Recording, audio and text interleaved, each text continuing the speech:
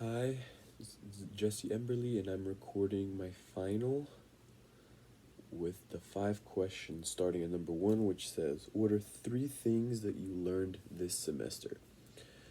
So the first one I wrote was time management.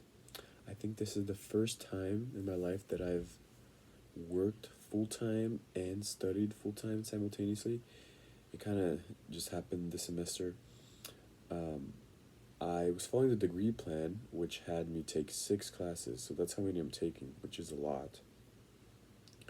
And I've had to learn, to kind of arrange my schedule and have a routine down and try to procrastinate less and cut things out that aren't as important to prioritize, right? And so I think that looking forward to a teaching profession, that's very applicable because a teacher does a lot, right? And especially as the first few years, there's a lot of after school hours of grading and organizing the classroom and yeah, dealing with parents and the list goes on. And so there's a lot that a teacher has to do. And I think learning to manage their time and be efficient during those moments is going to be really helpful. So this semester has made me think about that a little bit more. All right, and next, another thing I learned is the importance of field experience. So 2 out of the 6 classes I took this semester were field experience, and I've realized how important it is to actually put into practice the theory that you're learning.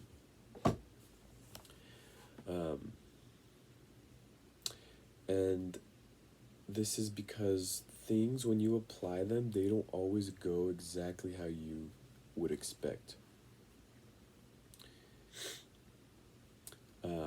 Like, for example, if you're going to teach a lesson, I was tutoring for some time, and teaching lessons too. Sometimes, something took way longer than I thought, or the students didn't exactly react like what I anticipated, or, something in the lesson didn't work out well, or it did work out even better than I thought.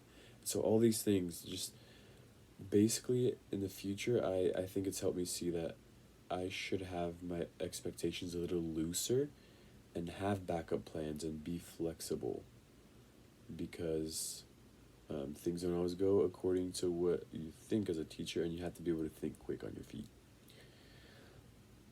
The third thing is classroom management, right? And so one of my classes was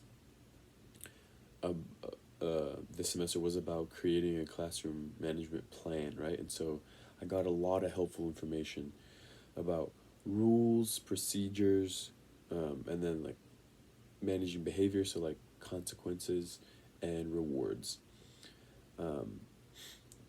And yeah, so for the rules, you can have, as a teacher, you can do that yourself, but it's a good idea to incorporate the students in it. And so have them participate in choosing what are the rules that they want for the class.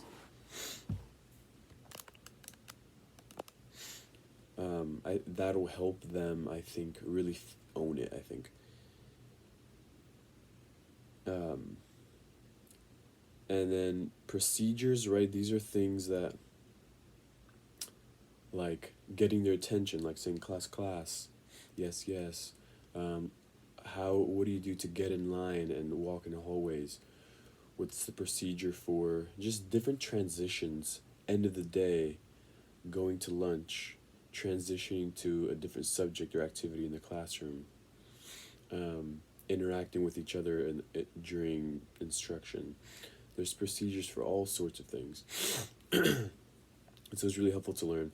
And one thing too that I really got out of that class was the importance of establishing those procedures and rules and everything the first few days, how important the first few days are, because that will dictate how much of the year will go. And so be really intentional, rehearsing and practicing over and over those first few days, and really focus on that more than academics at all. All right, now question number 2, the differences between teacher-directed plan and a 5E lesson plan. So teacher directed plan, that's the one that I used more for like my classes this semester, and actually and in general other semesters. Um, so the layout kind of works like this. You usually have an attention getter in the beginning, right, to really help students be engaged. You activate prior knowledge, and then you have the I do, we do, you do, or it can be said to direct instruction, um, modeling, and independent practice, or guided practice and then independent practice. And then ending with a closing, which is where you get feedback from the students. But then this other way, this new way, to me, the 5E lesson plan, it's, as the name suggests, there's 5 sections and each of them start with E. So the first one is engage, and that's similar to attention getter. You want to get students' attention, and this is also where you see what students already know about this topic, and so you ask questions to discover that. Then the explore is the next one. This is where there's like a concrete learning experience for the students to participate in. So they might be asked to go through like a scientific method and communicate with their peers to make observations. And so this is like a hands-on way for students to learn. Next, there's explain, right, which is teacher-led, and effectively you want to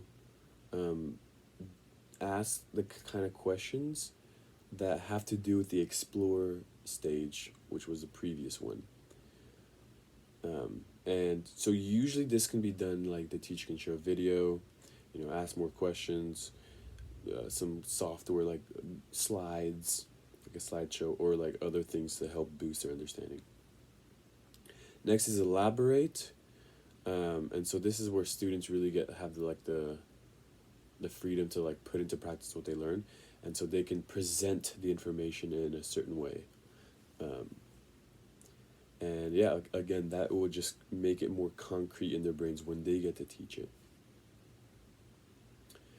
All right, and then we have evaluate as the last one. And so the teacher really gets to see how the student presented, what they know, what they retained. What I like to do for this one is a KWL chart. So what a student knows, and this is tied with the beginning of the lesson too, the opening. What a student knows about a topic and what they want to know. So W, or K and W. And then the L is what they learned in the end. Yeah. And so these are different because the teacher-directed lesson plan is more focused on, the teacher at the front, the giving direct instruction, and focusing on like whether the students are achieving mastery on a specific objective. Whereas a 5E model is a little bit more curious based, and the students are allowed to explore.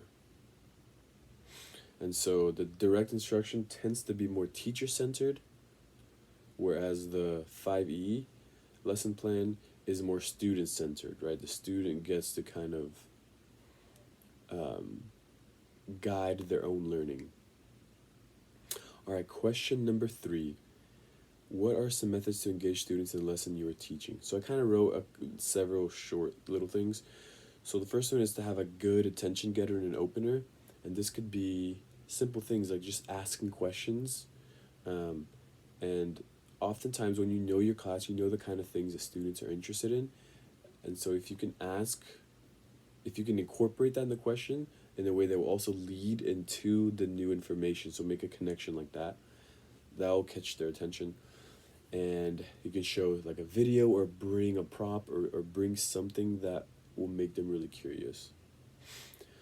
And then another thing to help engage students is to make things hands-on, right? So, for example, in math, if you're learning about place value, use base 10 blocks so that students can like have it in their hands and give examples, and that they can use it for multiplication, to make little groups out of the ones, or adding, subtracting. And so that is very helpful. Students can create interactive notebooks where they cut and paste and then write. And just like different projects, like it can even be like DIY things. So anything that really their hands are kinesthetically involved. So another way to make it more engaged is to make it interactive, right? Not just teacher instruction from the front the whole time, but having the students also share experiences, allow them to speak and engage them in discussion. And then do lots of group projects where they get to work with their peers, and so not only do they develop social skills, but they, if one student is weak in an area, you can balance things out. Having a structured classroom can help students be engaged, because if things are chaotic, that will distract students, right? But if they know what to expect, they know what areas are for what time is designated for what, then they will enter into routine and better be able to learn. And so you could have like a reading corner with like books. You could have a group table, right? Or like a meet the teacher table. And so having the structure in the classroom. Allowing for student choice. I think there's you need to allow appropriate level of freedom for the students to pick. That will help them be more engaged. You can do a project on like, at my school they just did like Black History Month, and so they get to choose someone from history and then do a presentation on them. So they get to choose, so they're gonna naturally be more interested in it. And then last thing I wrote was share about life outside of school, right? So give personal, like share about your interests, what you like to do, about your family, and incorporate that into the teaching whenever you can, and ask students about their personal lives as well. All right, number 4, why is it important to address the ELPs in your lesson plan? So ELPs is, I learned about this semester, English Language Proficiency Standards. It's basically the standards for ELL students, right? Students that are learning English as a second language, or English language learners. So Texas and the USA in general have a lot of students from different backgrounds. The main one is from Hispanic backgrounds that speak Spanish, but also many others. And so that is a whole demographic, or various demographics that need to be attended to. And so just having that structure for the objectives for what they should be expected from them, it can't be ignored. So ELPs need to be incorporated, just to make sure that those students' needs are met. And so there's 4 areas that it measures: the listening, their ability to be able to understand what they hear; speaking, right? So spoken language, using that appropriately; reading, so decoding, and interpret what's written; and then writing, produce written text. Yeah. All right, and then question number 5. Tell me one thing you learned or observed in your field placement that you want to take into your classroom as a future teacher. So one of my field classes was I had to tutor one student for the whole semester. Basically teach them 20 lessons twice a week. And I tutored a dyslexic kid who was in 3rd grade, and his dyslexia was so bad that he, even though he was in 3rd grade, he could not read, like barely at all. And so I learned a lot about that, about dyslexia and his struggles. And so I learned that you really need to go back to the basics with them. So, the average 3rd grader the average 1st grader, kindergartner, they know their letters, but with him I had to go back and get like alphabet blocks, and every time we started by going over the alphabet, the names, but more importantly the sounds that each of them makes. And there's always a couple. Towards the end it was almost perfect, but most of the time he always mixed up a few, like he didn't know a couple of their sounds. And so that's like very basic. You got to start there, back up, and go from there. Yeah, and so I used, so that was getting better, and I used different strategies, like using color strips. I asked different teachers for advice, and one of them told me that, and I found it helpful a little bit. Excuse me. So that worked, and then I also discovered another one, which is like where you write dots under each of the phonemes of the words, and so that they can decode, say the sounds, and then when they blend it together, they connect the dots as they're doing it, and and yeah, just always reminding him left to right, because with dyslexia they confuse left and right, and so that has just kind of made me more aware of that whole experience of like, okay, the students will have different needs and challenges, so to be more understanding and aware that that will happen, and so working with them in the future and with other professionals, right, together to meet his needs. And so yeah, I think it's been really good, and I